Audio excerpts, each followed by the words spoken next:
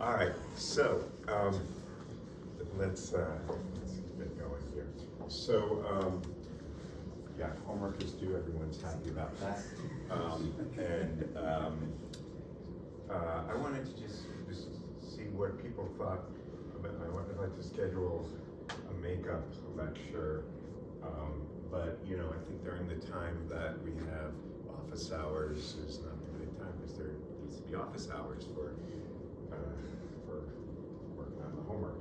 So, what do Friday afternoons look like before the colloquium? Can we do like a Sunday brunch?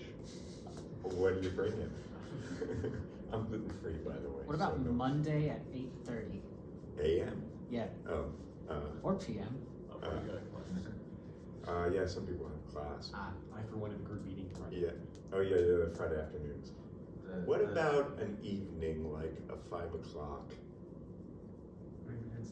Yeah. Anything but Friday. Yeah, well, that's not going to happen. All right, I'll send around an email about that. All right, let's get to work. Right, so we, are continuing to unfold this story about quantum coherence and the relation, how we understand the non-classical properties of light. And we, went back to the future, and we're talking about the Mach-Zehnder interferometer, which we talked about in the very first lecture, and how we see interference that tells us something about coherence in the field. I mean, that's what coherence typically is defined as the propensity or capacity for the field to exhibit interference. That's what we mean typically by coherence. And, so the output intensity that we see at this port, as we've discussed now many times, is going to be equal to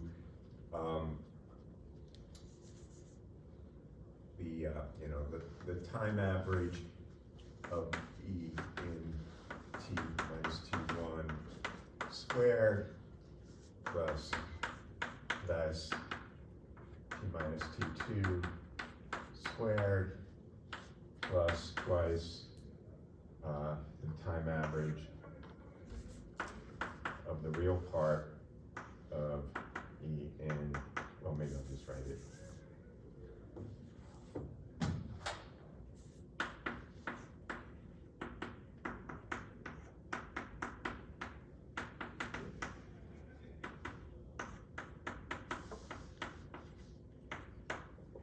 Take twice the real part. And what we discussed last time is for the specific case of what we call natural light or chaotic light, where we have the properties of stationarity and ergodicity. These are saying something about the statistical properties of my random amplitude. So importantly, in order to distinguish, there are things that happen that we can't fully predict, and we want to understand what of that randomness we must describe to quantum uncertainty, and what part is perfectly well described by a classical theory of randomness, where there are local hidden variables, we just don't know what they are, okay? And that's the classical statistical optical theory, and we're trying to distinguish classical statistical optics from the quantum properties, okay? And under that situation, what we saw was, this then tells us that this is equal to a half the ensemble average. So this is the time average.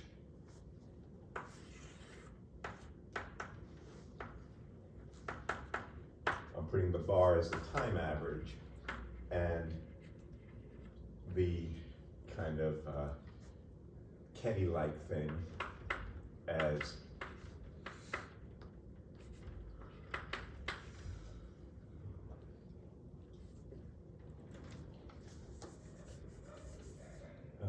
missing relation.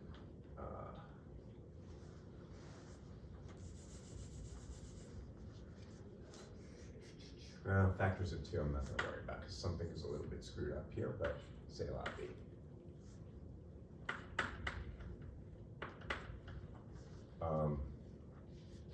Yeah, this should probably be a half because there are 2 beam splitters.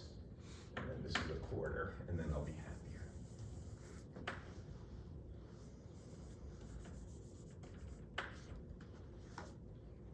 All right.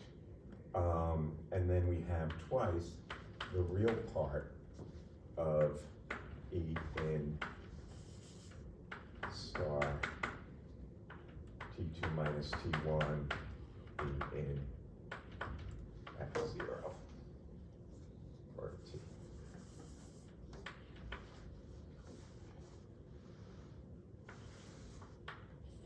So this is what we've seen many times. We used 2 facts that ergodicity allowed us to turn the time average into an ensemble average, and stationarity told us that the statistics are independent of the origin of time, so they only depend on the time differences, okay? And we could call this 0, in this case, the time difference. This function over here is sometimes called G1 of, well, let me define G1 of T1 or T and T prime as the correlation function, the autocorrelation function between the field and itself at 2 different times. Okay, so that's a definition. If it's stationary statistics, it only depends on the time difference. That's fine. And then what's often called little g1 of T1 and T is big G divided by G1 with itself. So this is a particular normalization that we take, and we'll take the square root of that. Okay. So that's a definition of little g1. Again, this is then equal to the autocorrelation of the field with itself at 2 different times divided by the intensity.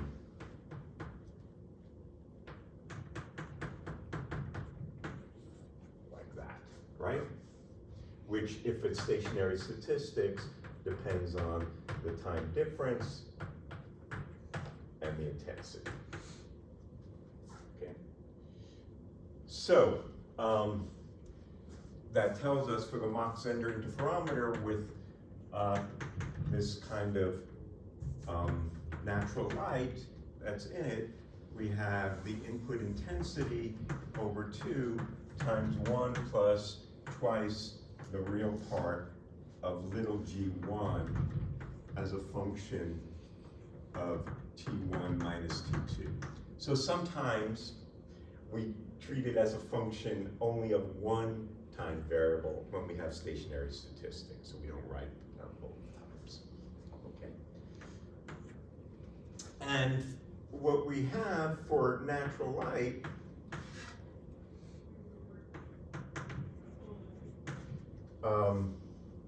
is that this guy, this G1 function, as a function of tau,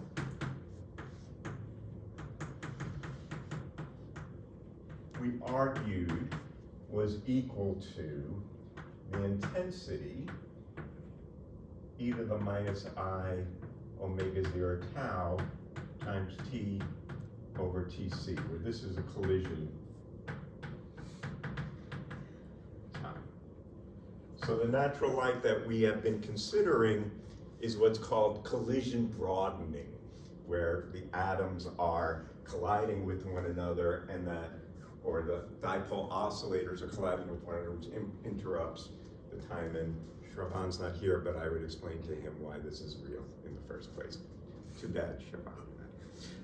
There's no correlation. There's no correlation between him leaving one location. Right. That's what Timothy was.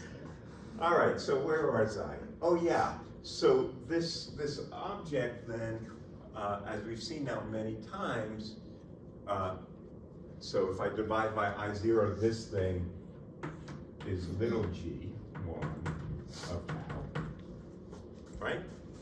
Because that, you're normalizing it by the intensity. This is the input intensity, not I0.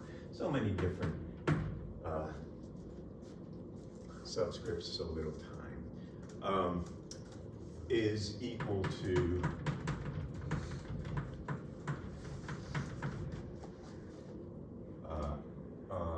I already factored out the 2, didn't I? Because I factored out the quarter, that's good. And that's equal to then the cosine of omega 0 tau e to the minus tau over the collision time. And as we plotted that now many times as a function of tau, where tau is t2 minus t1, which is the path length difference over c, that what we see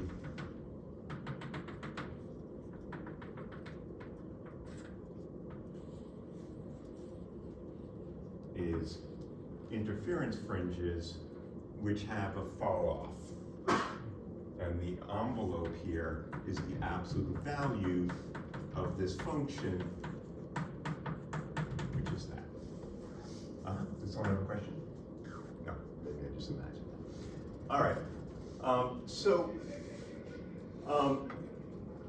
this was totally understood, was explainable in terms of random waves, right? As to say, the waves had an uncertain phase, the phase was random, and we see that led to this finite coherence time or finite coherence field of the ensemble of all the oscillators. One other point I want to mention over here is another way to think about this is from the point of view of the spectrum of the light. So if I look at the G1 correlation function,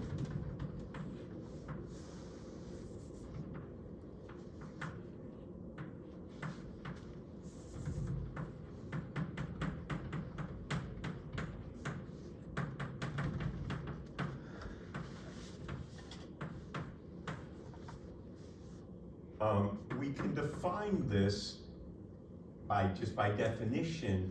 I'm going to take the Fourier transform of this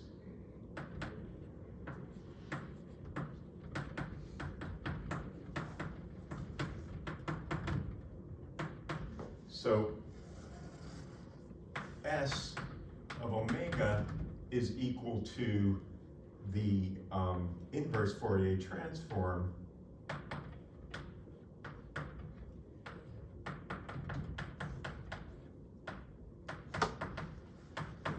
of the correlation function, okay? So, in particular, I mean, this is just a definition. I just said that this guy will just be the Fourier transform, this is the inverse Fourier transform. This is what's known as the power spectrum. And for natural light,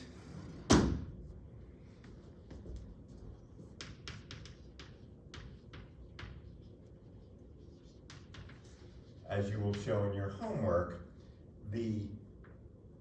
if I look at the Fourier transform of the field with itself, this is delta correlated. There's no correlation between the different, and the spectral density is the amplitude of that, okay? So this is what's known as the power spectrum of the light. So another way we can think about what the interferometer is doing is just measuring the spectrum. That's to say, how much energy density there is per unit frequency interval. That's the S is. That's what that S is. S is the amount of energy.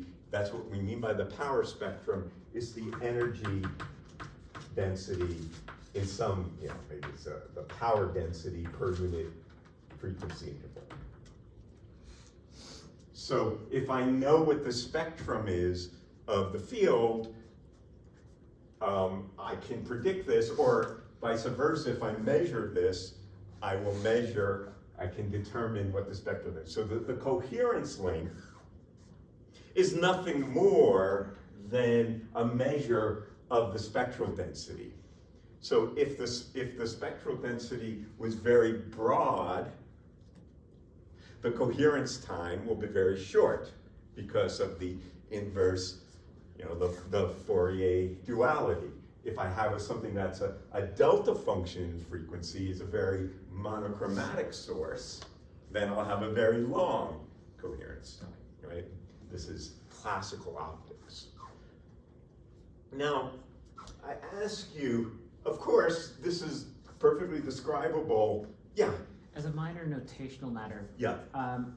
should it, if that's g of tau, should it also be Yeah, that should be a tau, thank you. Or everything should be a t, but everyone should be the same. Thank you. Yeah. All right, so now I want to ask you, fine, I described this in terms of classical electromagnetic waves, and they interfere with one another. There's a superposition principle of fields, and the electric fields add, and then I get the intensity, and I got interference, and had a finite coherence time. How do I understand this quantumly? I mean, in the sense of the quantum description of the field. Although I don't need to invoke the quantum theory of light, I don't need to have QED to describe this.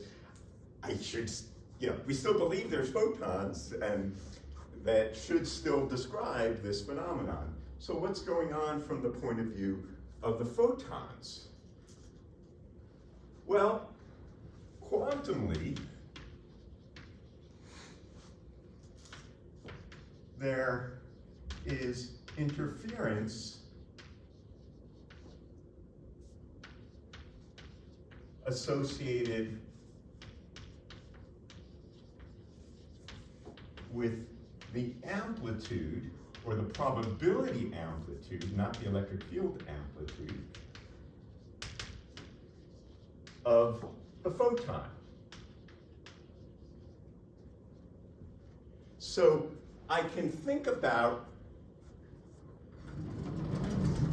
this beam of light as associated with some photons that are being injected in some way.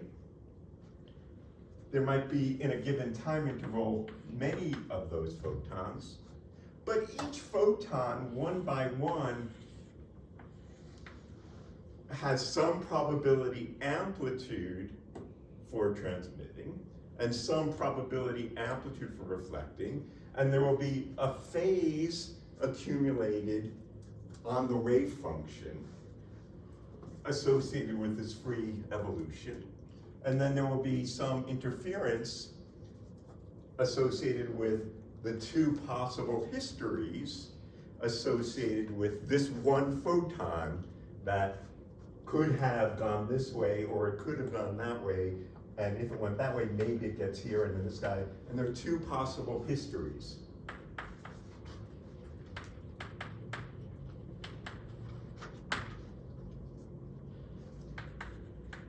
That lead to the same outcome.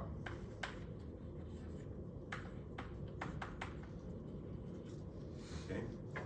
And what we know is that if I want to calculate the probability of a detector seeing that photon, I need to add amplitudes associated with different histories that are not distinguishable, both of which could have left that outcome. So if there's nothing else in the world that can tell me, that has a record of which of those histories happen, then I have to add the amplitudes associated with those histories and add them up, and I'll get the probability. And what we know in this case, the probability amplitudes for those things are just the same as the electric field in some units. So the electric field amplitude, as we'll talk about in a more formal way, if not today, someday in the next lecture, this is like the wave function for the photon. So there's no difference. What we, it's true we can think about this in terms of the field as the real object, and linear Maxwell's equations tells us I have to add fields to get what the total electric field is, and the superposition of electric fields then tells us that the intensity involves an interference of the fields, but we get exactly the same thing other than the fluctuations, because of course there's the randomness. But those fluctuations are understandable in terms of the fluctuations in the absorption process, okay? Or equivalently, as we will see, we can think about it as a fluctuation in terms of when the photons are coming in to this port. But the point I really want to emphasize here is that this probability amplitude is just the same as, so the electric field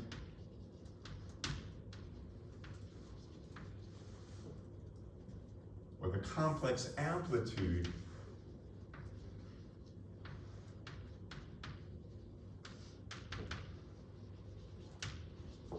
of the electric field goes to the wave function of the photon. Okay?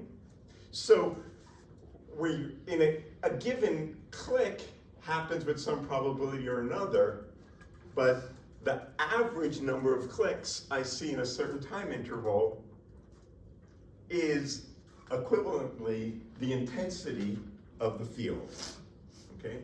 So the average of n dagger n, A dagger A, what the hell's going on in my head?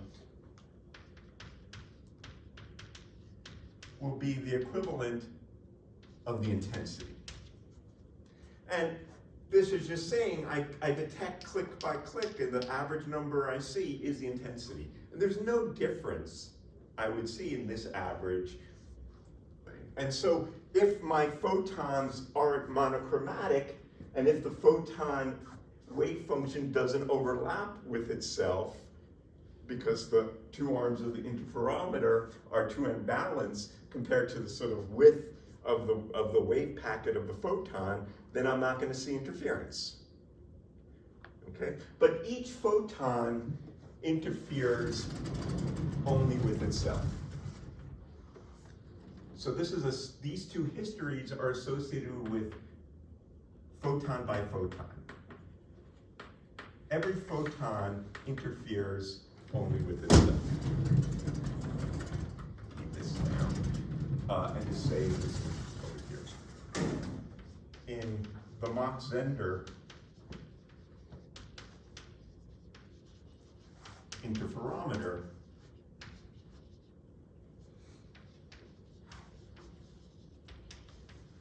each photon, quote unquote, interferes with itself. That's a weird sort of phrase, but what it means to say is that the probability amplitudes are associated with one photon. And each photon is separate, and I can just then do the statistics associated with, if I have multiple photons, I just think about the collection of them and the probabilities associated with them. This was a phrase that was famously quoted in Dirac's textbook on quantum mechanics.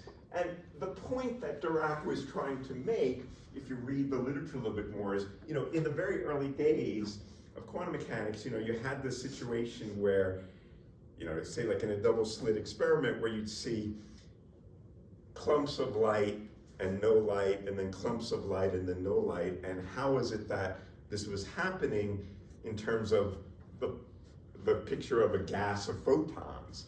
And so one thought was the photons are kind of clumping with one another. There's some kind of collective interaction between the photons that's making them go in one place versus the other. And Dirac said, no.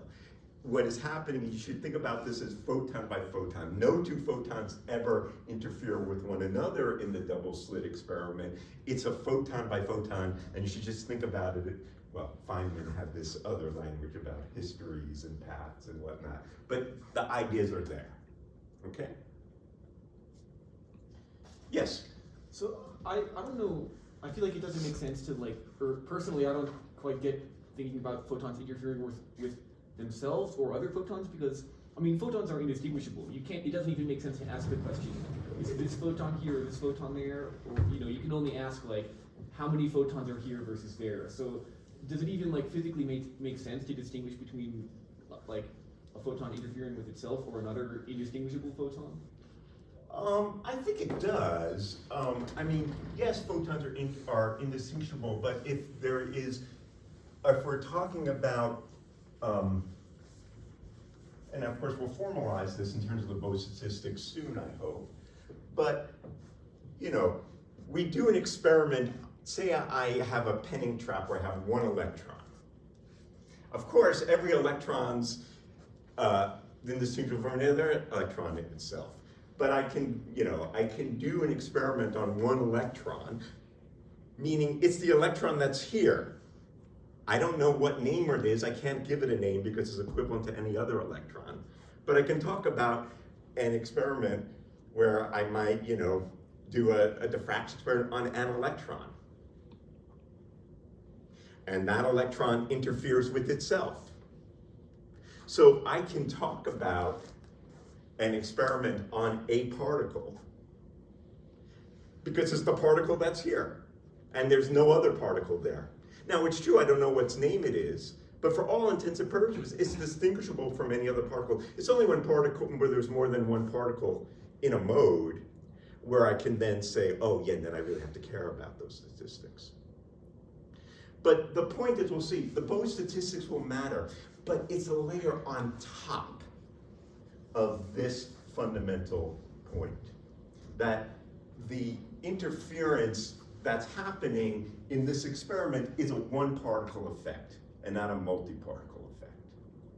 We could still talk about what are one particle, two particle, three particle effects, even if we have indistinguishable particles, because this detector is only counting one photon.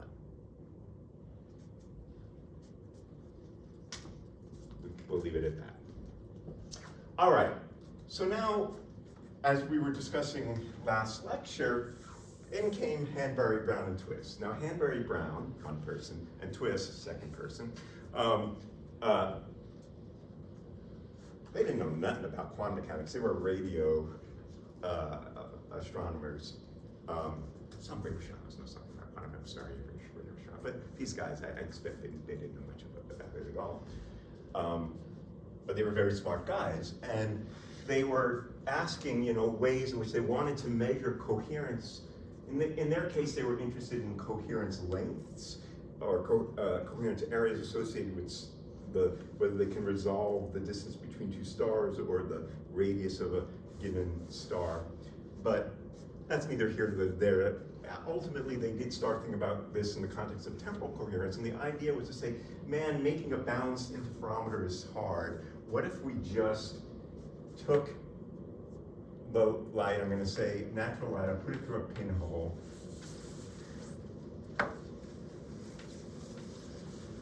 and it comes out with some good mode. I maybe put it through some very narrow band filter that makes it quasi-monochromatic, okay? And and then I'm just gonna, put this stuff on a beam splitter. And then I'm just gonna measure, I'm gonna time delay these two detectors and multiply them together.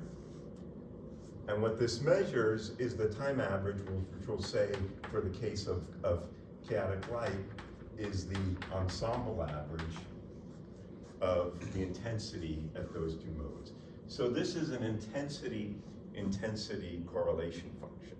It's a second order effect. If I were to write it out in terms of the electric field amplitudes, it looks like this. Okay, slightly different and in a very important way than this guy, which correlates the electric field with itself. This is correlating the intensity with itself. Okay?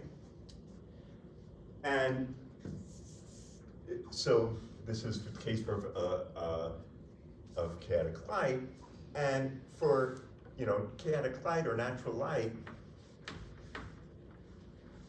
what we showed, and you'll remind yourself in homework coming up, is if I look at the mean of the square of the intensity, this is twice the intensity squared.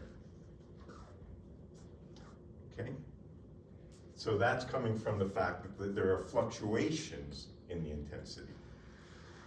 So if I look at tau equals 0, which is this squared, which is this, and it doesn't matter what the time is because it's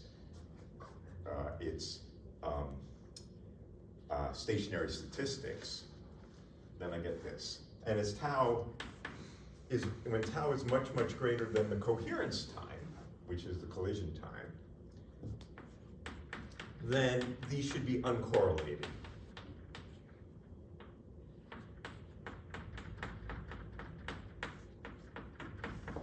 Right? Because the intensity here is statistically independent from the intensity here when the time difference is much bigger than the correlation time, which is this. Everyone clear on that? Which is the mean of I squared, because of stationary statistics, right?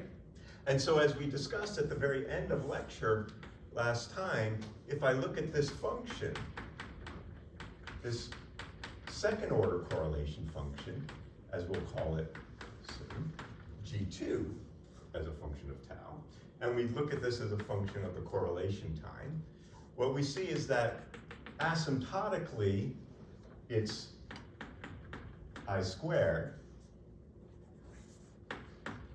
and when it's a very short times, it's twice I squared. And so what one finds, in fact, for this, as we'll show in just a moment, is that this correlation function looks like this, where this is the magnitude of G1 of tau squared, e to the minus 2 tau over collision time, or the coherence time. And this, in 1956, although maybe people didn't notice it right away because it was in some radio astronomy journal, not sure about that story, caused tremendous confusion because this envelope, this thing, was this, which was the fall off of the interference fringes. This fall off had to do with when if the wave packet was overlapping with itself, or more importantly, or maybe not more importantly, but equally thought about in terms of the classical waves, it had to do with where the electric fields were interfering with one another. And yeah, we can understand this from the point of view of quantum mechanics, but Dirac taught us, and everyone was very fixated on this, that the photon only interferes with itself, and this is not, there's no two paths that one photon go through. If we have a coincidence count, which would correspond to both intensity at the same time, it's related to two photons. And Dirac said two photons don't interfere with one another. Now you could say in hindsight, that was it was 100 years ago. Dirac didn't know what he was talking about, and I'm much smarter now. But,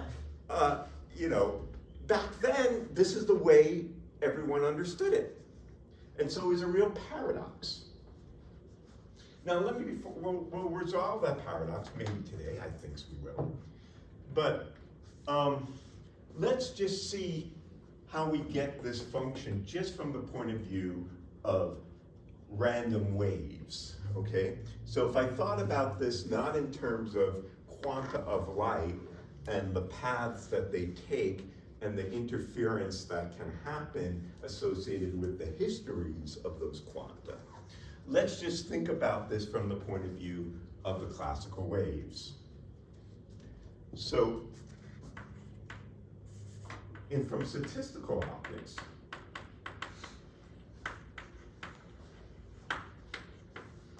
this G2 of tau is equal, I'll just rewrite what's written up there.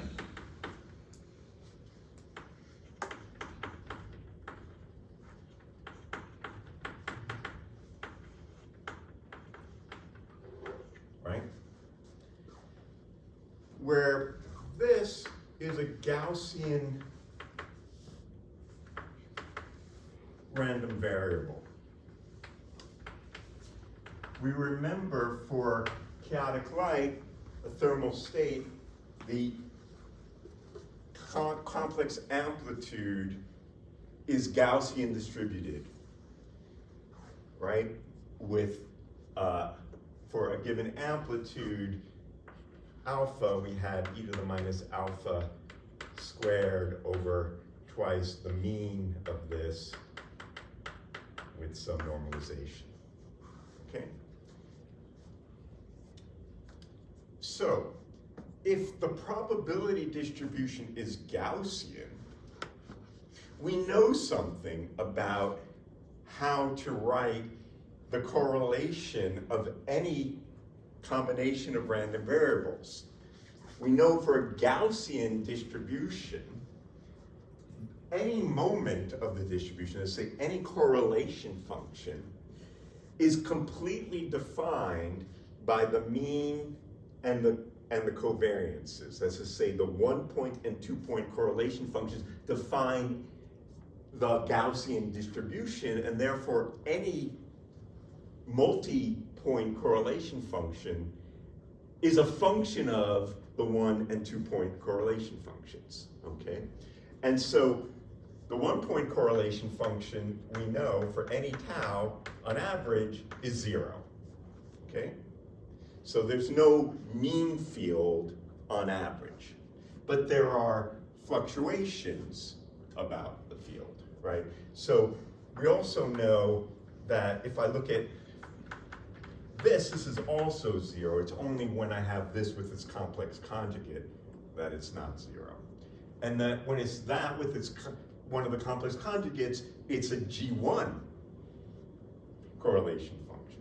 So the G2 correlation function for Gaussian statistics, which are the statistics of the amplitudes that are associated with light out of light bulbs and stars and stuff like that, is determined only by the G1 correlation function.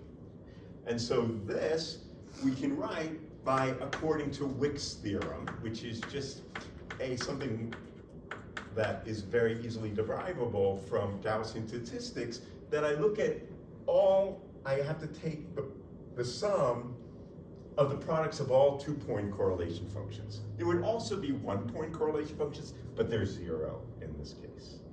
So this is going to be equal to this with this, and this with this, and this with this, all the rest. So what do I have? I have, this is going to be equal to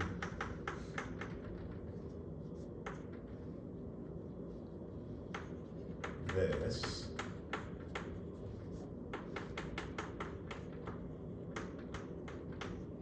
plus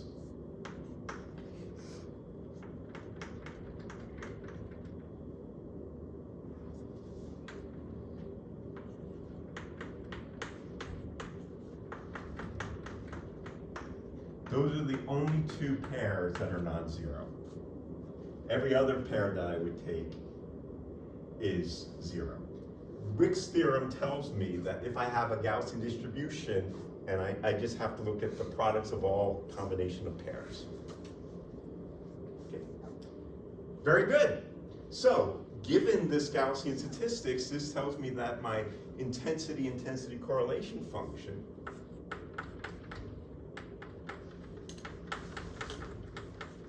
is equal to, well, this is the intensity times the intensity. It's the same.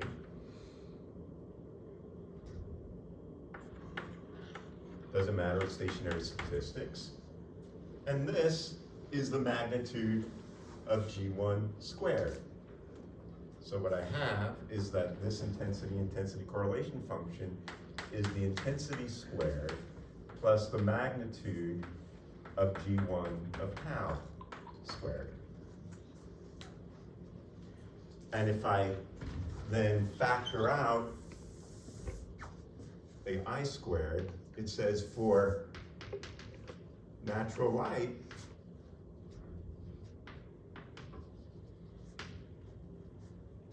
G2 of tau, which is the intensity correlation function, is equal to I squared times 1 plus the magnitude of G1 of tau squared,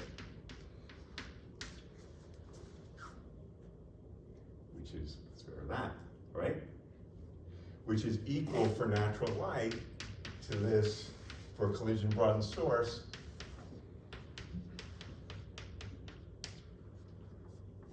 so this envelope function that appeared in our Mach-Zehnder our Mach-Zehnder interferometer appears again, exactly the same as before. Now, it's in the square, but in principle, if I have fast enough detectors that I can measure these fluctuations, which is why no one actually doesn't, this is not how actually you ever use this, because you need very fast detectors, and that's kind of tough, but that's neither here nor is it there. So it's more a proof of principle. People did see it. Interesting. Now,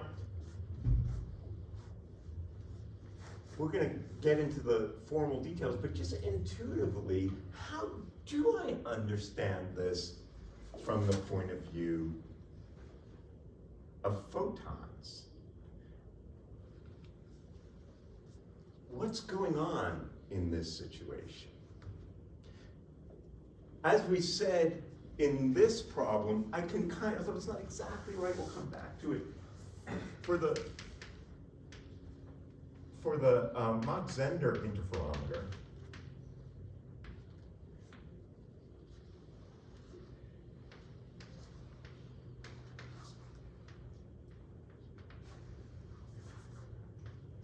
what I said is, I can think about it as a kind of a wave packet coming, each photon is in a certain kind of a wave packet. It's not exactly correct. I mean, this is a coherent packet as opposed to something which has the same spectral density. But the interferometer doesn't care whether I had a pulse or a incoherent beam. It would show exactly the same fringes because it only depends on the spectrum, okay? So, what's happening here is, this wave packet comes in and, this guy gets reflected and then this guy, and it depends, there are two, if I was a good professor, I'd use two colors.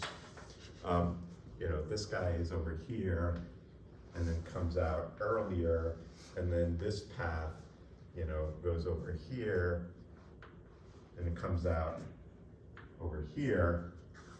And depending on the overlap of those two wave packets will determine the pattern that I see, right? I square the amplitude and it'll be the maximum when they're exactly matched. And I can think about this as photon by photon interference, each photon doing this, okay? So if I had a single photon that was in this wave packet, and I did this repeated experiment over and over and over again, I would see this pattern. What about in the Hamburg-Brown twist interferometer?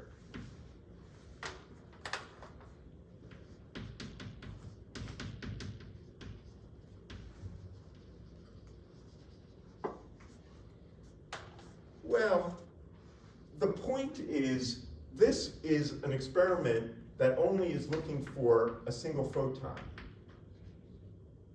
And so, of course, if it's looking for a single photon and the photons don't interact with other, the only thing I see is each photon interfering with itself, because the history is associated with what happens to one photon. But here we have histories associated with two photons. And this was the first example of what's called two-photon interference.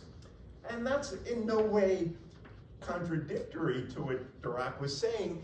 If we're looking at a G1 type process, which only involves the detection of a single photon, then all the interference is a photon interfering with itself.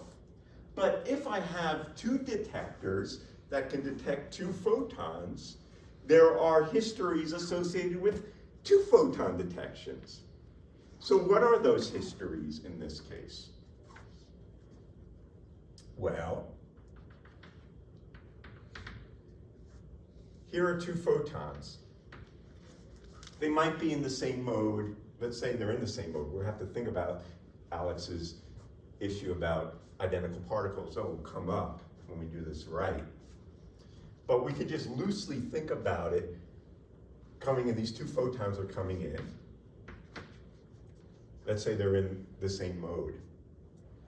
Well, there's one history where this photon goes here, and the other history where this photon goes there. That's history one.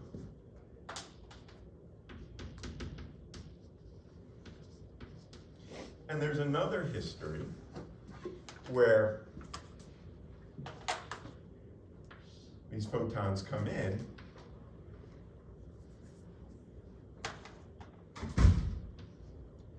and this photon does this, and this photon does that.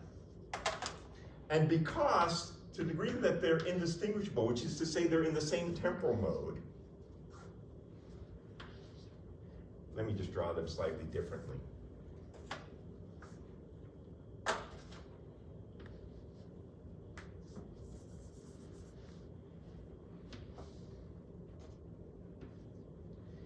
Then I can't tell, because they're indistinguishable particles,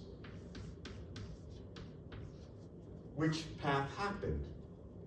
And I have to add, because they, although I drew them as different colors just to draw the eye, they're actually the same photon with the same main frequency. And to the degree to which I can't, there's nothing that tells me whether this photon went here and that photon went there, versus this photon went there and that photon there, I have to add the probability amplitudes.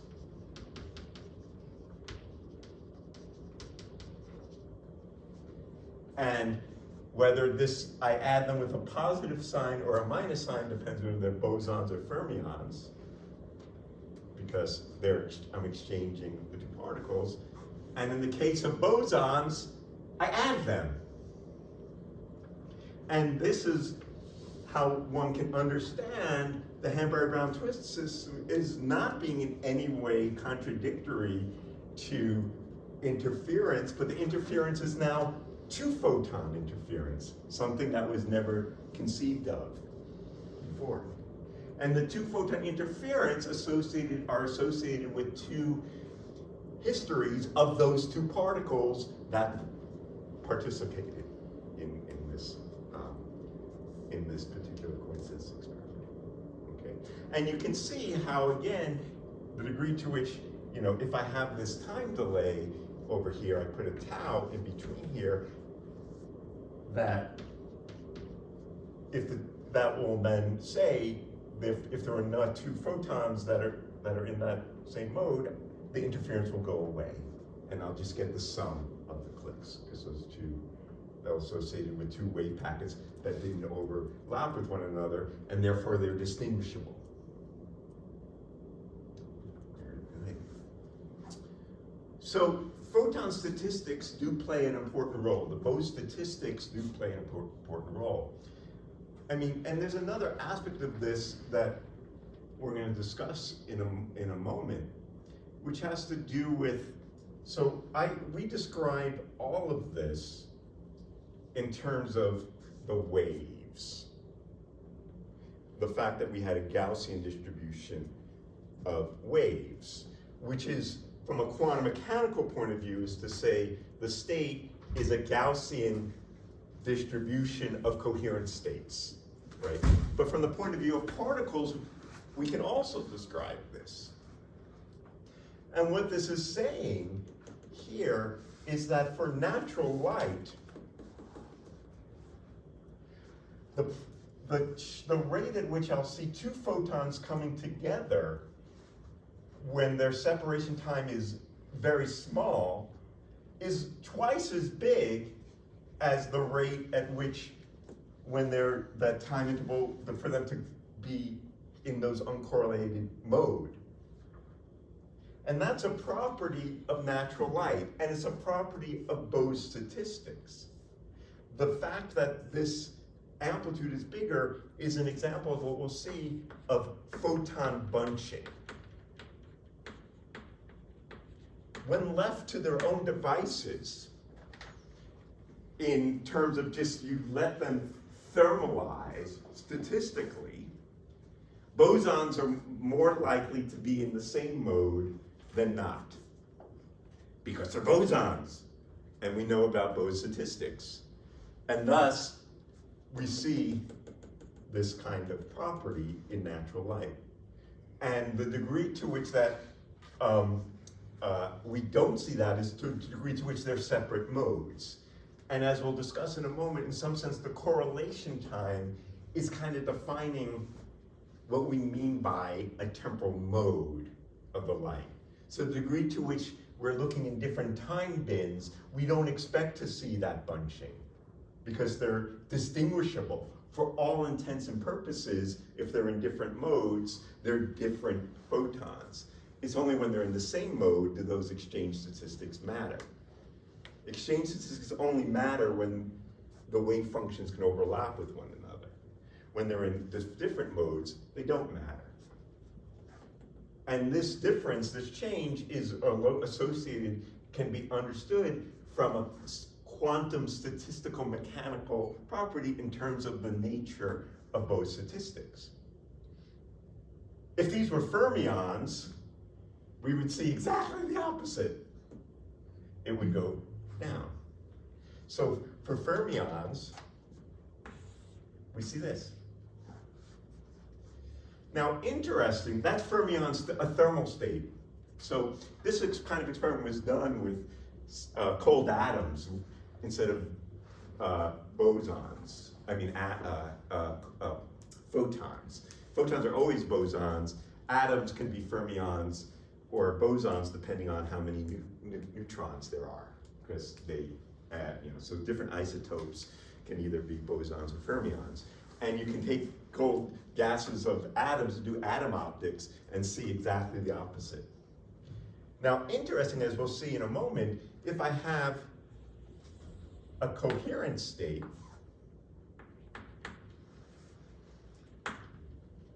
I have this property. That is to say, for a coherent state, that's not a random wave. We have this, we can kind of see that right away, because if it's a coherent state, we expect, as we'll see in a moment, that this is this for all times, okay? And so even though it's still bosons, it's not a thermal state. The coherent state is not the sort of natural state of light that it would be in that would tend to clump the photons.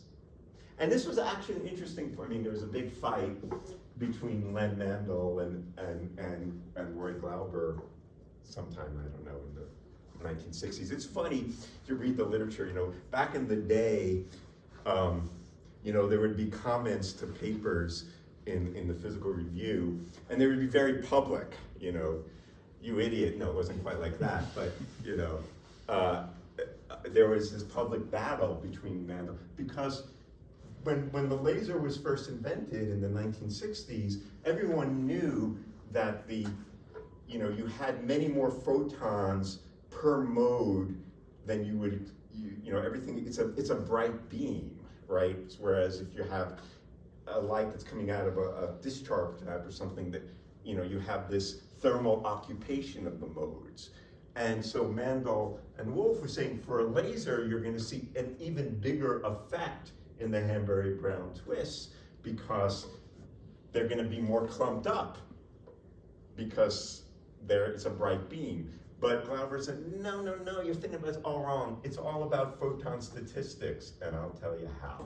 And so that's what we're going to do now. Yeah, Alex, you have a question?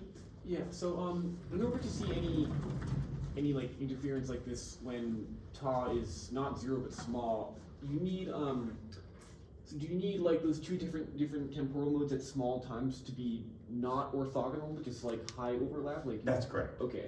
That's correct. Yeah. So once they're orthogonal, but they have a sufficiently big overlap. Okay. That's correct.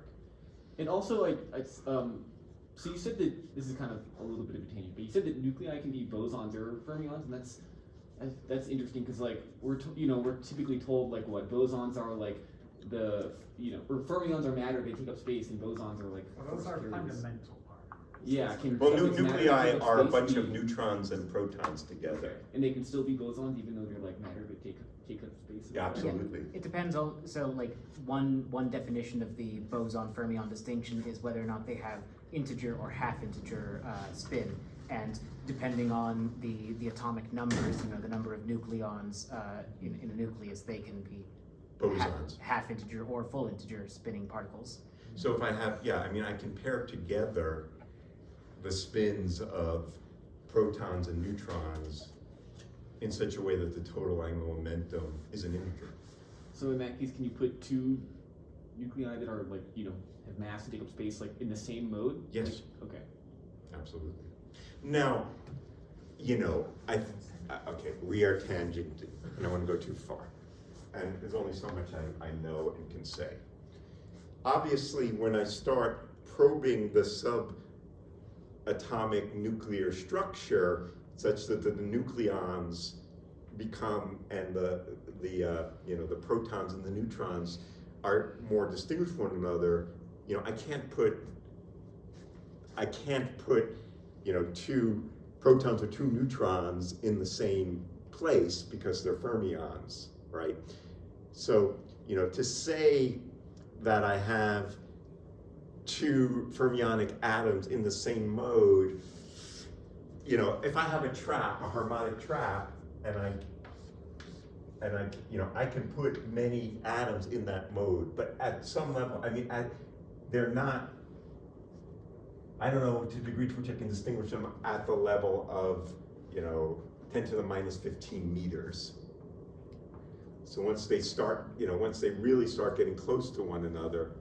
I do believe though Yeah, that I don't know how to really answer that question. I do believe though that the parity of nucleons affects, say, electronic binding energies, as well as the binding energies of other nucleons. So whether or not the atom would otherwise be a boson or a fermion in the absence of an extra nucleon affects the nucleon binding energy, because that entails either inclusivity or exclusivity in a certain sense. That's the way that I've understood it. But this is all getting into chemistry. It is. So. But I mean, I just say one other thing. You've heard about a Bose-Einstein condensate of atoms. Those are bosonic Those are atoms, right? So the atoms are all, from the point of view, to the degree to which the physics doesn't get into the subatomic structure of the separate electrons, to reach one sort of effective particle that I can coarse grain, I could put multiple sodium atoms into the same harmonic oscillator trap. So and they satisfy both statistics. If I have a different isotope that had one more neutron in it, it would be a fermion. And people have made Fermi degenerate gases of atoms with the Fermi level and all the things you learn. So for all intents and purposes, it's a particle. The substructure of it doesn't affect the physics. If it did, I think it would change the story. You also talk about something about maybe helium-3 and 4, and they're very There's different kinds of another example. fluidity Yeah. because Yeah. one's a boson, one's a fermion. Yeah. So the superfluid Yeah, characteristics phenomenology is going to be different for the two. absolutely. All right, coming back to Earth. I don't know if this is Earth or Mars, we'll see. All right, so in order to understand this, what Glauber said, to understand this, there's no substitute for quantum electrodynamics. So let's just think now about the process by which we're counting photons. Now let's quantize the field, okay? Let's not treat the field classically as we discussed with some hand waving about uncorrelated quantum jumps. Let's just do full quantum theory, okay? So we're going to talk about the Glauber theory of photon counting.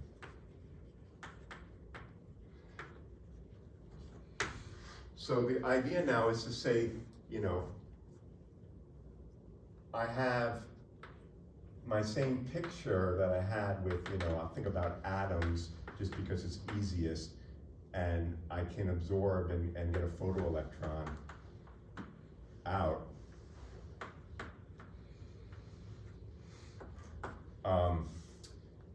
And I want to think about the chance of seeing that photoelectron from the point of view of the full quantum theory that treats both the field and the matter together quantumly, okay?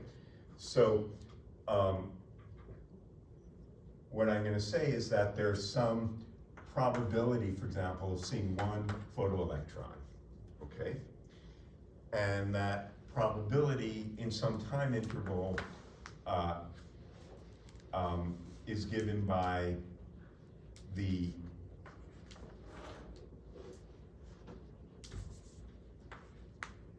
I start in the ground state and the field in some initial state. For the moment, I'll treat it as a pure state, but I will generalize in a moment. It doesn't have to be a pure state. So this is the atomic ground state and the initial field. And I'll use the interaction picture. There's some interaction Hamiltonian in the interaction picture. And then there's the final state of the system. The atom is in the excited, excited unbound state, and the field is in some final state squared. Okay, that's the probability that this happens. And since I'm only going to measure the electron and not going to measure what the state of the field is after, I'm going to trace that. I'm going to sum over all the output states of the field, all possible states, okay? And then we do the usual thing of time-dependent perturbation theory. This guy is, the time-ordered exponential, blah, blah, blah, the interaction Hamiltonian in the interaction picture. If I want it to be correct, I'll put in an H bar, etc. Okay? And in perturbation theory, in the usual perturbation theory, I would then get that this is, you know, thus proportional to the sum over the output field states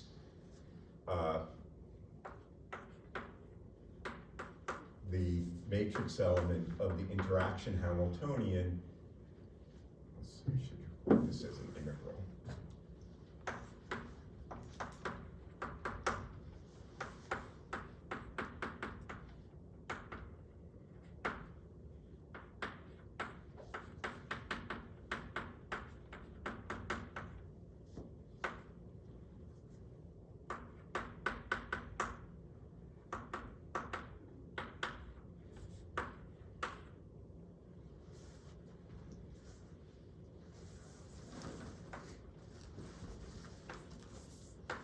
Right? In perturbation theory.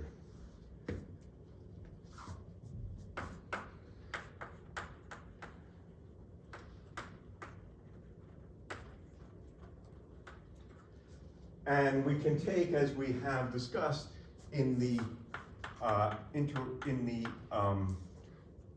dipole approximation, which is an excellent approximation, say for atoms, we'll write this interaction Hamiltonian as minus d dot E.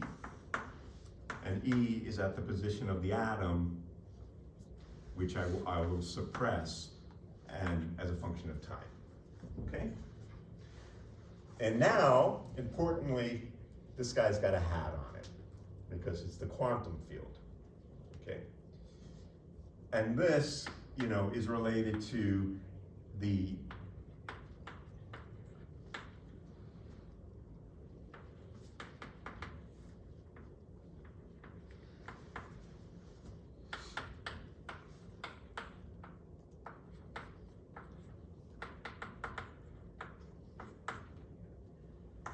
this is E plus E minus. Where E plus and E minus, you'll remember, are the parts associated with the annihilation operator and the creation operator, right? The positive frequency components are the things that go like e to the minus I omega t.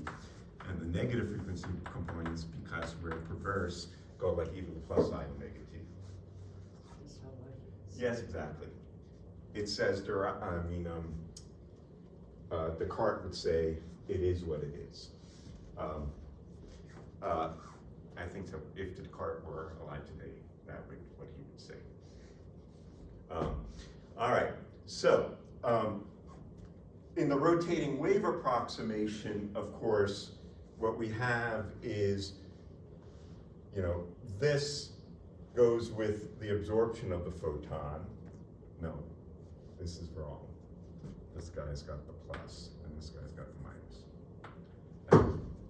So this guy goes with the absorption of the photon, and this guy goes with the emission of the photon, right? The creation of the photon.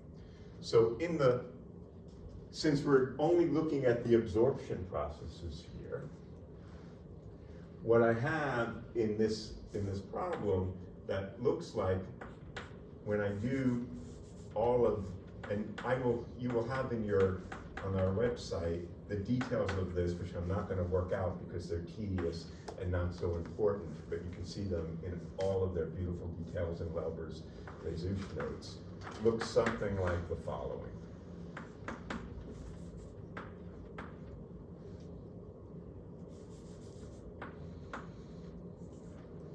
When I do the square of this, I have two guys. A function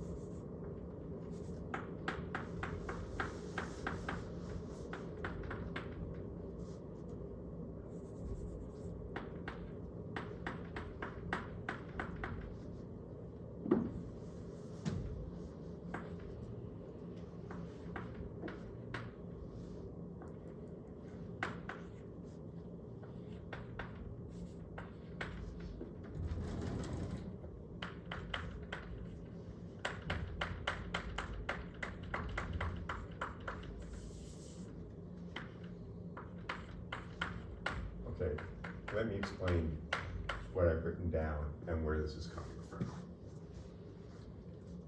We have to do the square of the amplitude here. The matrix element involves going from the ground state to the excited state associated with the unbound electron. And in doing so, I absorb a photon. The absorption of the photon involves the matrix element of the positive frequency component of the electric field, which has the annihilation operators, which takes one photon out of the field, whatever it is. And then I take the square of that. So this is the complex conjugate, which has the Hermitian conjugate of this, which is E minus. It's Right. evaluated at a different time, And we have a different time because we have two different integrals. but they're both over T. Oh, well, you know. And so S is. And S is what's known as the detector sensitivity. And it's got everything else associated with the fact that really there's a density of states associated with this. So this is like a Fermi's golden rule type process. And it's got the dipole matrix element, which tells me something about the strength of the absorption and all of that, okay? And it's a complicated mess, and I didn't want to bother. And this really should be a T prime and a T double prime, because that's what it should be, okay? And if I have a fast detector, then this thing is approximately some constant times a delta function. Should you have the T prime on the bounds of the second integral too? So they both go from 0 to T, 0 to T, okay. but they're just different dumb indices, Okay. okay? Now, I'm summing over all possible output fields, which is meaning all possible states of the field, which means that this thing is a resolution of the identity.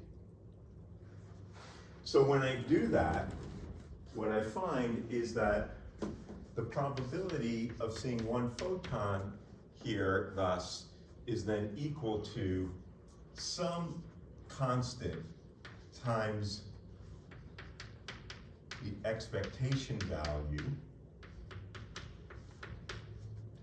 of the integral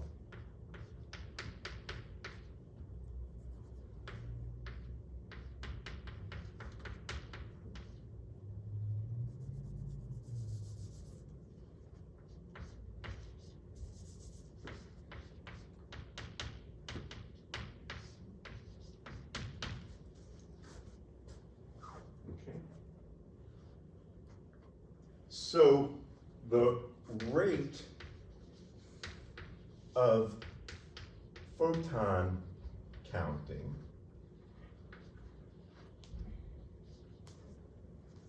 is equal to the detector sensitivity times the expectation value of E minus of T, E plus of T.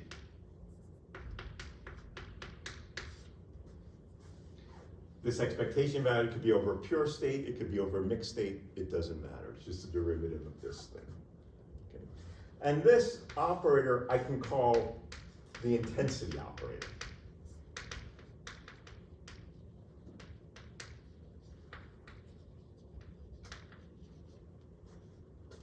So we just came back full circle, sort of, to where we did for the semi-classical theory. In the semi-classical theory, what I said was that, you know, if I thought about the field classically, that the rate at which I'm going to see photon counts will just be something proportional to the intensity.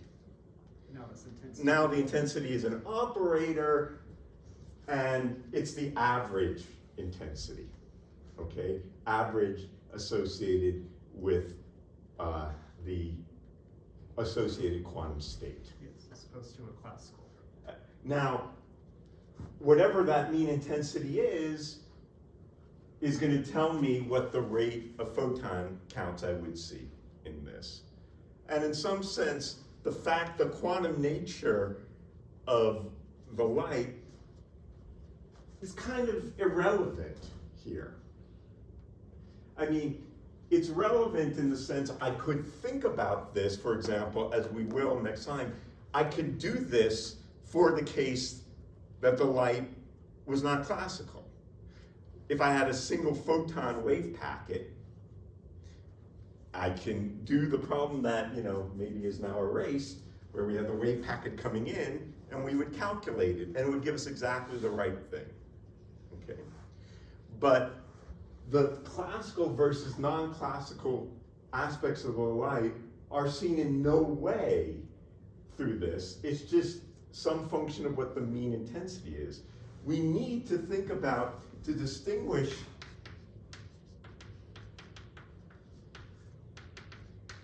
classical versus non-classical light, we need to think about photon statistics. And the photon statistics are associated with multi-photon counting.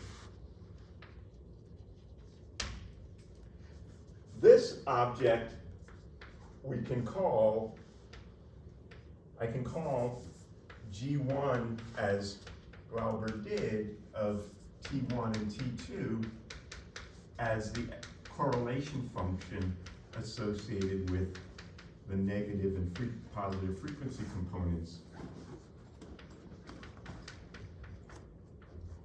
Now, is it a G because, you know, correlation function is like a green section, or is it a G because it's for Glauber? Yeah, it's a good question. I don't think G. Glauber called the G, and Glauber was not the guy who would name something after himself. So, I don't know. It's a good question. I'll have to think about that for a moment. So, this function looks like what we saw in the beginning of class, associated with the classical amplitudes.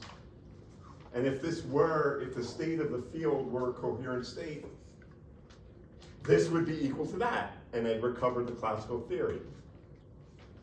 But when we're going to talk about multi-photon countings, we're going to think about Gn, and in particular, what's going to be interesting for the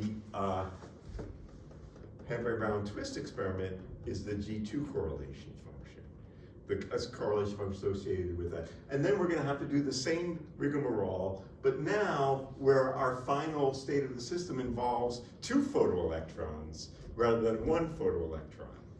We'll have to think about that in a little bit. All right, we'll pick that. Yeah. Where does this go wrong if the frequency omega EG is different than the frequency of the field? Like, this would have to not work somewhere if Yeah, I mean, it goes back to the whole derivation of Fermi's golden rule. So something would go wrong in there. yeah, I mean, so, you know, we're looking at at the end of the day, we're looking at the long time limit and the resonant phenomena. But the long time limit is really associated with the time scale that is long compared to the inverse of the density of states. So that's treated very carefully in Glauber's notes. And we can see it. But it's effectively the same way, you know, if you remember the derivation of Fermi's golden rule, it's very odd because you're looking at short times because it's perturbation theory and it's supposed to be a weak effect. But then you take the limit that T goes to infinity and say, what the heck did you do that for? I thought you were talking about short times. But it's really buried in the same kind of separation of time scales, right? There's a time scale associated with the coherence time that's associated with how the density of states. And that's where, you know, that resonance comes in. There's nothing different in this derivation that's different than the derivation of Fermi's golden rule for the rate of absorption. The only difference here is that we put hats on these operators. And that's going to make all the difference when we think about the multiphoton case. It's also like a further time scale, like depending on nature of these particles here, you also have time scales associated with these things. Well, that's true. I mean, you know, the fact that this was really related to Fermi's golden rule. The degree of that's true. I like just like resolving details also to an extent on Say again? like so if these are, so if your detectors are like some kind of avalanche Yeah. detector, there's going to be some time scale associated with resetting Yeah. whatever your mechanism is there. So that's going to have an effect on like kind of details you can actually see. Absolutely. And I mean, you know, there's just a lot of details. There's the, you know, what we're calling an event is a complicated beast, right? In a real detector, there might be some, you know, something that initiated a macroscopic pulse. There's one electron that was released, photoionized, and that caused an avalanche, and that had some time scale, and that then turned into a, you know, a finite spike in your current. But at the base level, I mean, we would want to think about those details if we want to understand really certain aspects of how we can tell the difference, how we can measure these effects. But always, when we do a theoretical analysis, we start with the most ideal situation first, and then we put in the messy details afterwards. All right, let's leave it from there. I really encourage you to read Glauber's notes, which I will post to the website, and we'll pick that up next week. All right? Have a good afternoon, everybody.